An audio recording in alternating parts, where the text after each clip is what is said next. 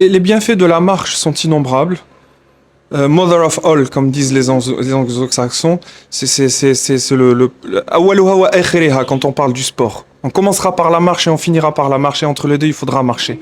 Tant que Dieu vous prête vie, il faut marcher le plus possible, minimum 1 heure par jour. Après, il y a plusieurs types de marches. Il y a la marche au boulot, la marche dans la rue, etc. Toutes les marches se valent plus ou moins. Et puis, il y en a une particulière qui nous intéresse aujourd'hui, puis c'est la saison estivale, c'est la marche au bord de mer sur le sable. Eh bien, cette promenade, entre guillemets, ou cette marche rapide, selon ce que vous choisirez, a plusieurs intérêts.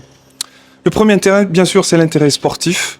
C'est le fait d'être sur un sol inégal et donc de mettre en route votre proprioception au niveau des chevilles parce que vous allez avoir les chevilles qui vont être prises un petit peu dans tous les sens et ça va développer vos réflexes de maintien parce que vous allez réveiller les récepteurs, la proprioception, c'est-à-dire du positionnement de soi qui sont au niveau de vos chevilles, de vos genoux et de vos hanches.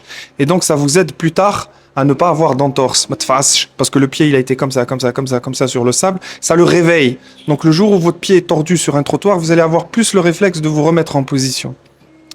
Ensuite, la marche sur le sable est intéressante parce que ça fait un massage de la voûte plantaire et ça améliore le retour veineux et le drainage lymphatique, comme toute marche, mais particulièrement sur le sable.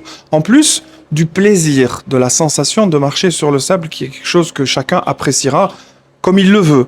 Le mieux, bien sûr, étant de marcher pieds nus quand c'est possible. Et enfin, il y a le chrono.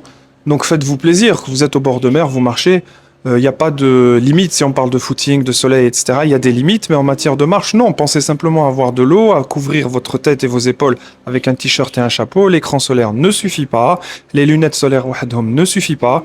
Il faut protéger sa tête avec un chapeau, porter un t-shirt qui soit opaque et des lunettes solaires, une bouteille d'eau et marchez.